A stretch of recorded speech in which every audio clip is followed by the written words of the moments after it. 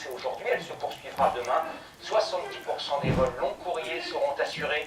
65% des moyens courriers au départ de Roissy seront également maintenus, tout comme 80% des courts courriers à Orly et en région. Une grève, celle de la SNCF, dont le coût a été estimé par le patron de l'entreprise, Guillaume Pépi, 20 millions d'euros par jour. Bonsoir, Mathieu Poissonnet. Bonsoir, Gilles. À ce jour, précisément, combien d'entreprises a-t-elle perdu? Eh bien, ce soir, Gilles, on peut dire que la SNCF a perdu 180 millions d'euros. 180 millions d'euros depuis le début de la grève, c'est un quart de ses bénéfices de l'an passé. Et comment se fait-il que l'entreprise perde autant d'argent pour chaque journée de grève? Tout d'abord parce qu'elle vend évidemment moins de billets, alors que les remboursements, eux, sont de plus en plus importants. Remboursements à cause des trains retardés ou tout bonnement annulés. Ensuite, parce que 500 TGV sont immobilisés chaque jour, cela aussi représente un coût, tout comme l'information voyageur, dont le budget explose depuis le début de la grève.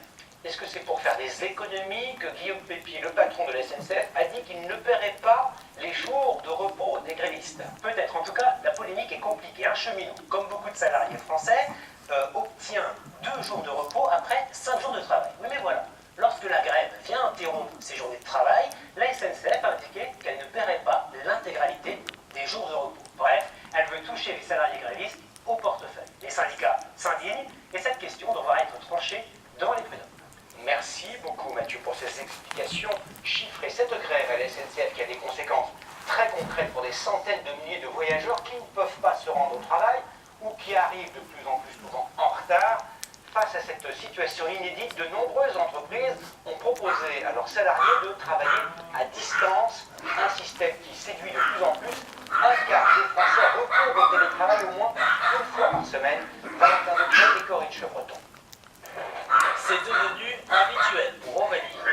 Salut, ça va et toi? Chaque jour de grève, cet employé d'un fonds d'investissement participe au réunion depuis son salon. Fini les 2 heures de transport pour aller à Paris depuis la banlieue et elle commence à y prendre. C'est assez motivant de se lever le matin et de pouvoir commencer à bosser tout de suite. Et pareil, on fait l'impression qu'on prend moins de pause en fait quand on est à la maison, puisqu'on est vraiment à fond dans le travail. Comme Aurélie, la moitié des salariés de cette société doit travailler à distance, beaucoup plus qu'en temps normal. Mais d'abord, leur employeur trouverait presque des avantages à la grève. Il y a surtout des gains d'efficacité dans la façon dont les gens échangent et donc font un travail qui est plus productif, qui est plus précis, qui est plus pointu. Et il n'est pas le seul à être séduit par cette nouvelle organisation. Aujourd'hui, 17% des salariés travaillent chez eux au moins une fois par semaine, 2 fois plus qu'il y a 10 ans. Pierre Degroy travaille quant à lui dans cet espace de coworking.